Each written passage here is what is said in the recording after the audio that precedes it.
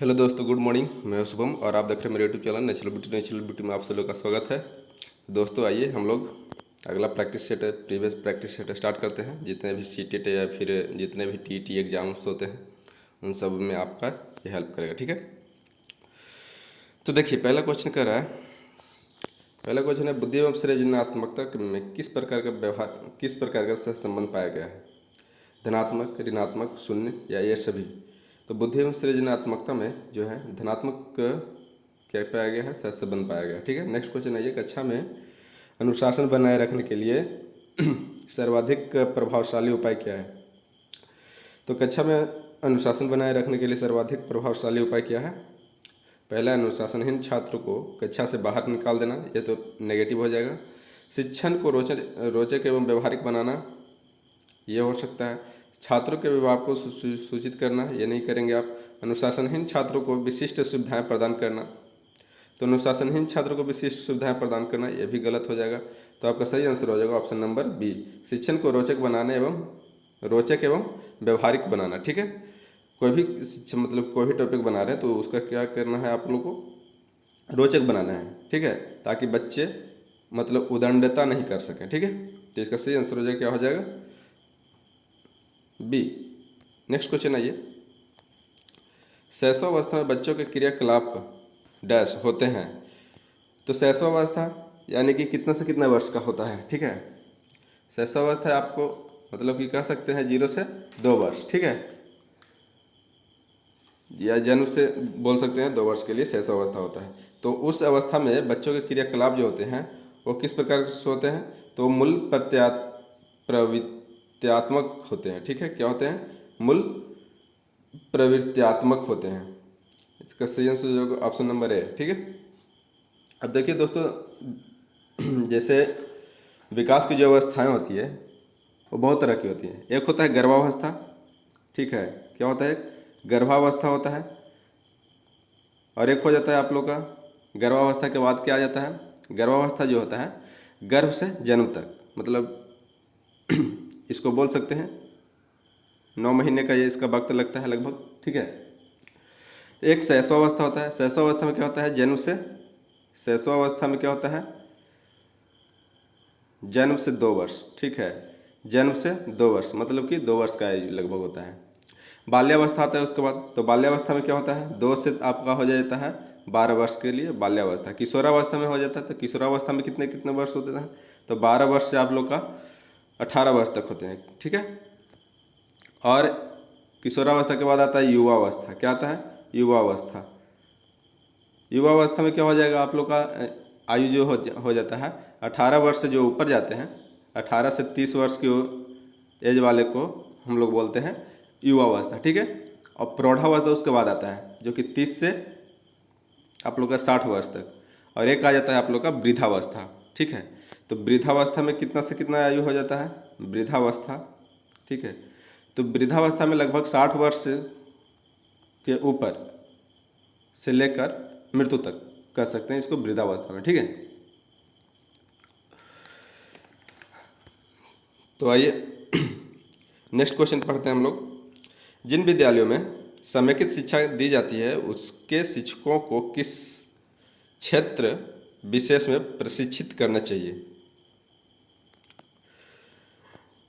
विशेष आवश्यकता वाले बच्चों की पहचान और शिक्षण, व्याख्यान विधि द्वारा शिक्षण, सी है क्रियात्मकता के साथ शिक्षण, और डी है उपरोक्त में से कोई नहीं।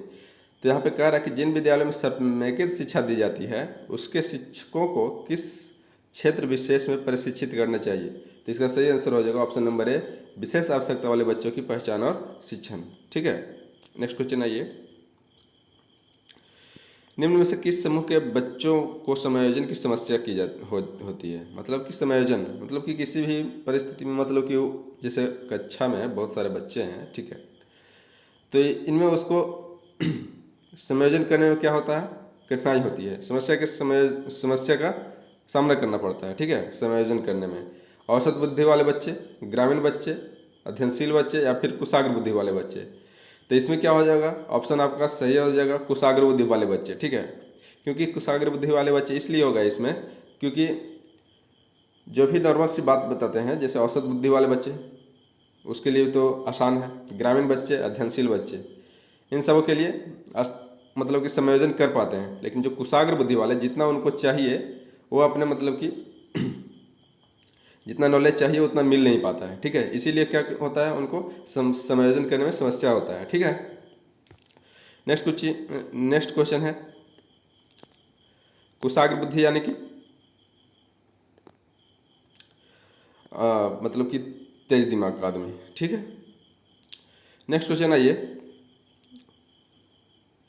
नेक्स्ट वो कहता है, किसी शिक्षक को यदि लगता है कि उसका एक विद्यार्थी जो पहले विषय वस्तु को भली प्रकार सीख रहा था उसमें स्थिरता आ गई है, शिक्षक को इसे सीखने की प्रक्रिया को स्वाभाविक स्थिति मानना चाहिए, विषय को स्पष्टता से पढ़ाना चाहिए, विद्यार्थी को प्रेरित करना चाहिए, या फिर उपचारात्मक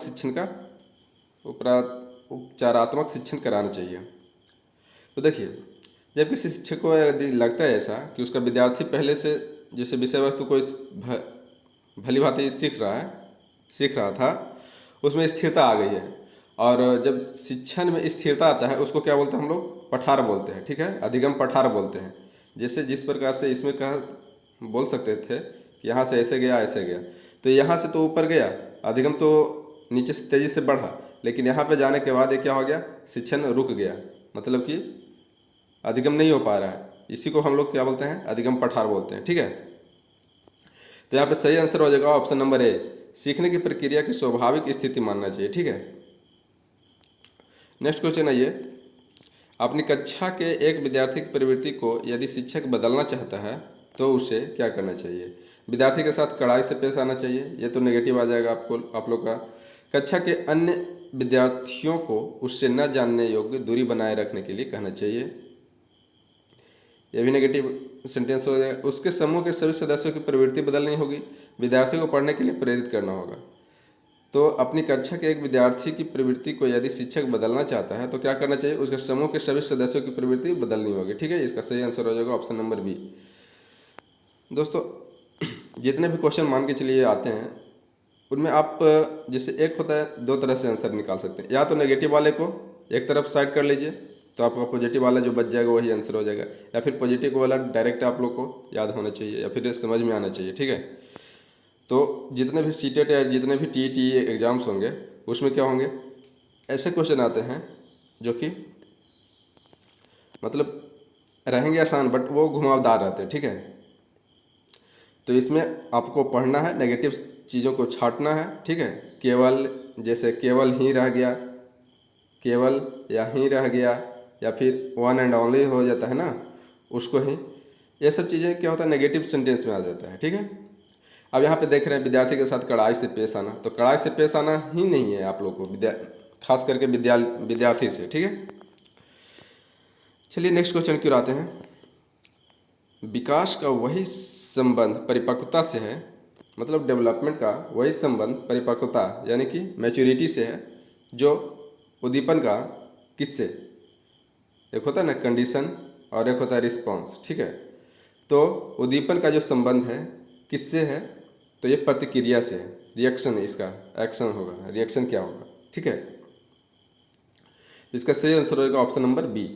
पियाजे मुख्यतः डैश के क्षेत्र में योगदान के लिए जाने जाते हैं। तो आप लोगों को बताया जा चुका है, पिछले वीडियो में देख लीजिएगा आप लोग थ्योरी वाले वीडियो। ठीक है, कि पियाजे कौन से मनोवैज्ञानिक, मतलब कि किस टाइप के मनोवैज्ञानिक थे, तो ये थे संज्ञानात्मक विकास के सिद्धांत का प्रतिपादक थे। ठीक है, तो इसका सही आंसर हो जाएगा ऑप्शन नंबर बी। संज्ञानात्मक तो है नहीं तो ज्ञानात्मक भी बोल सकते हैं हम लोग। तो पियाजे जो है मुख्यतः ज्ञानात्मक विकास के क्षेत्र से योगदान के लिए जाने जाते हैं, क्षेत्र में जो योगदान के लिए जाने जाते हैं। अब देखिए जीन पियाजे का चार ठो मतलब कि विकास का संज्ञानात्मक विकास का सिद्धांत था। पहला क्या था, पहला, दूसरा, तीसरा और चौथा, मतलब कि इन्होंने चार ठो संज्ञानात्मक विकास का सिद्धांत दिया था। वो कौन कौन दिया था? ऐसे विकास के सिद्धांत में आप लोग को बता दें, सबसे पहला बात है कि रॉस एवं फ्राइड ने 5 अवस्थाएं दी थी। रॉस और कौन, फ्राइड, मतलब सिगमंड फ्राइड बोल सकते हैं। रॉस एवं सिगमंड फ्राइड जो है ये विकास के कितने अवस्थाएं दी थी? 5 अवस्थाएं दी थी। ठीक है, जबकि कॉलेस्निक कोलेस्निक जो थे एक मनोवैज्ञानिक थे, इनका कितना था 10 ठो था। ठीक है, इन्होंने विकास का कितना सिद्धांत दिया था 10। पियाजे ने 4 सिद्धांत दिया, अभी बताया आप लोगों को। और ब्रूनर, एक थे ब्रूनर महोदय, क्या थे ब्रूनर। तो ब्रूनर महोदय जो थे, इनकी 3 अवस्थाएं थी विकास की। ठीक है, तो आइए पियाजे की जो 4 मुख्य अवस्थाएं थी वो कौन कौन थी। तो 4 अवस्थाएं इस प्रकार की थी। पहला जो था आप लोग का संवेदी पेशीय अवस्था था। क्या था, संवेदी पेशीय अवस्था था। ठीक है, संवेदी पेशीय अवस्था। ठीक है, संवेदी पेशीय अवस्था। दूसरा था आप लोग का प्राक संक्रियात्मक अवस्था, प्री ऑपरेशनल स्टेज जिसको बोल सकते हैं, प्राक संक्रियात्मक अवस्था। ठीक है, प्राक संक्रियात्मक। तीसरा था आप लोग का मूर्त संक्रियात्मक। क्या था, मूर्त संक्रियात्मक अवस्था था। ठीक है, मूर्त संक्रियात्मक या फिर बोल सकते हैं ठोस संक्रियात्मक अवस्था। और चौथा था आप लोग का अमूर्त संक्रियात्मक अवस्था। क्या था, अमूर्त, या फिर बोल सकते हैं इसी को औपचारिक। क्या था, औपचारिक संक्रियात्मक अवस्था, इसी को बोल सकते हैं औपचारिक संक्रियात्मक अवस्था। ठीक है, तो ये 4 प्रकार की अवस्थाएं थी। नेक्स्ट क्वेश्चन आइए, जब कभी 2 या अधिक व्यक्ति एक साथ मिलते हैं और एक दूसरे को प्रभावित करते हैं तो वे सामाजिक समूह का निर्माण करते हैं। यह कथन सत्य है या असत्य है। जैसे 2 या 2 से अधिक व्यक्ति मिले, ठीक है, 2 या 2 से अधिक व्यक्ति मिले, एक साथ मिलने पर एक दूसरे को क्या करते हैं, प्रभावित करते हैं, और वे एक सामाजिक समूह का निर्माण करते हैं। क्या ये सही बात है? तो बिल्कुल सही बात है। इसका सही आंसर हो जाएगा सत्य है। जब आप किसी व्यक्ति से मिलते हैं, ठीक है, किसी व्यक्ति से मिले तो क्या होगा, ये आप दोनों के बीच में एक संबंध स्थापित हो गया। संबंध स्थापित होने का मतलब क्या हो गया, एक तरह से आप लोग को या तो सामाजिक संबंध स्थापित होगा या कुछ होगा। ठीक है, तो ये जो कथन है ये क्या हो जाएगा, एक दूसरे को क्या करेंगे, प्रभावित करेंगे। कुछ चीज़ें ऐसे होगी जो आप उनको प्रभावित करेंगे और या तो वो आपको प्रभावित करेंगे। ठीक है, तो ये थी आपका ऑप्शन नंबर 20 सही हो जाएगा। नेक्स्ट क्वेश्चन आइए, शिक्षण प्रक्रिया में निम्नलिखित में से किसका भली प्रकार ध्यान रखना चाहिए। शिक्षण प्रक्रिया जब करा रहे हैं तो इसमें किसका अच्छे से ध्यान रखना चाहिए। विद्यार्थियों को सक्रिय सहभागिता, ये तो बहुत जरूरी है। अनुशासन और नियमित उपस्थिति, गृह कार्य की जांच, लगन, विषय वस्तु की कठिनाई स्तर। तो देखिए शिक्षण प्रक्रिया में मेनली रूप से जो है आप लोग को विद्यार्थी मतलब कि सक्रिय रूप से भाग ले रहे हैं कि नहीं ले पा रहे हैं, वो मतलब एक्टिव हैं कि नहीं है, इसमें आपको देखना पड़ेगा विद्यार्थियों लोग को। ठीक है, तो क्या होना चाहिए, शिक्षण प्रक्रिया में जो सबसे इम्पोर्टेंट बात हो जाती है ध्यान देने योग्य, ये होती है विद्यार्थियों की सक्रिय सहभागिता होनी चाहिए। ठीक है, नेक्स्ट क्वेश्चन है, निम्नलिखित व्यक्तियों में से कौन अपने बच्चों को आंतरिक प्रेरणा दे रहा है। फादर रॉबर्ट अपनी कक्षा के उन बच्चों को चॉकलेट देते हैं जो अच्छा व्यवहार करते हैं। तो चॉकलेट देना यानी कि आंतरिक प्रेरणा नहीं होगा, ये तो बाहरी से हो गया। ठीक है, अगली कक्षा में कक्षोन्नति पाने पर नंद कुमार अपने पुत्र को कहानी की पुस्तकें दे रहा है। ये भी क्या हो गया, कहानी की पुस्तक दे रहा है यानी कि एक्सटर्नल। ठीक है, अपने पुत्र के जन्मदिन पर गिरजेश कुमार दावत देते हैं। दावत देना भी ये नहीं हुआ आंतरिक मोटिवेशन। नेक्स्ट कहता है विज्ञान विषयों में सर्वोच्च अंक पाने पर राकेश कुमार अपने पुत्र की प्रशंसा कर रहा है। ठीक है, तो अपने पुत्र की जब प्रशंसा कर रहा है तो ये क्या हो रहा है, आंतरिक मोटिवेशन कर रहा है वो। ठीक है, तो इसका सही आंसर हो जाएगा option number D. Next question आइए, नेक्स्ट कहता है कि बच्चों के सामाजिक विकास में डैश का विशेष महत्व है। किसका विशेष महत्व है, तो बच्चों का जो सामाजिक विकास होता है वो मेनली रूप से खेल के माध्यम से यहाँ पे होता है। ठीक है, क्या होता है, खेल के माध्यम से। तो इसका सही आंसर हो जाएगा ऑप्शन नंबर ए। जैसे खेलते हैं तो बच्चों में क्या होता है, एक तो होता है सामाजिक क्या होता है, सामाजिक परिवेश में जैसे स्टूडेंट वगैरह मतलब कि उसके दोस्त वगैरह क्या होते हैं, उससे कुछ सीखते हैं, उसको कुछ सिखाते हैं। इस तरह से ये सामाजिक विकास में कैसे मतलब कि कैसे और लोग बात कर रहे हैं बड़े लोग से, छोटे लोग से, तो ये सब देख देख कर बच्चे लोग सीखते हैं। तो इससे क्या होता है कि बच्चों में सामाजिक विकास का निर्माण होता है। ठीक है, नेक्स्ट क्वेश्चन है ये, भारतीय बैटरी का प्रयोग निम्न में से किसके परीक्षण हेतु किया जाता है? तो भारतीय बैटरी जो होता है इंटेलिजेंस के लिए, मतलब कि बुद्धि के प्रयोग के लिए किया जाता है, परीक्षण के प्रयोग के लिए। ठीक है, तो इसका सही आंसर हो जाएगा ऑप्शन नंबर बी। नेक्स्ट है कोहलबर्ग का विकास सिद्धांत निम्न में से किससे संबंधित है? कोहलबर्ग का जो विकास सिद्धांत है निम्न में से किससे संबंधित? भाषा विकास, संज्ञानात्मक विकास, नैतिक विकास या सामाजिक विकास? ठीक है, तो आप लोग बताइए कौन सा आंसर होगा। तो देखिए भाषा विकास से जो संबंधित है, भाषा विकास से आप लोग का नोम चॉम्स्की थे। कौन थे? नोम चॉम्स्की थे। ठीक है, चॉम्स्की आप लोग याद रखिएगा। संज्ञानात्मक विकास से अभी है पियाजे चाचा थे। ठीक है, कौन थे? पियाजे, जिन पियाजे महोदय। नैतिक विकास से संबंध ये आप लोग का रखता है कोहलबर्ग। ठीक है, कोहलबर्ग किससे रहता है? नैतिक विकास है। इसका सही आंसर ऐसे सी हो जाएगा। और नेक्स्ट है आप लोग का सामाजिक विकास। तो सामाजिक सांस्कृतिक विकास जो होता है ये आप लोग का वाइगोत्स्की महोदय थे। किसका? तो वाइगोत्स्की महोदय के द्वारा दिया गया था। ठीक है, अब आप लोग कमेंट बॉक्स में कमेंट करके बताइएगा कि मनोसामाजिक विकास का सिद्धांत किसने दिया था? मनोसामाजिक विकास का सिद्धांत किसने दिया था? ठीक है, अगर दोस्तों वीडियो अच्छा लगा होगा तो लाइक कीजिए, सब्सक्राइब कीजिए और अपने दोस्तों में शेयर करते रहिए। ठीक है, मिलते हैं फिर नेक्स्ट वीडियो में, तब तक के लिए धन्यवाद।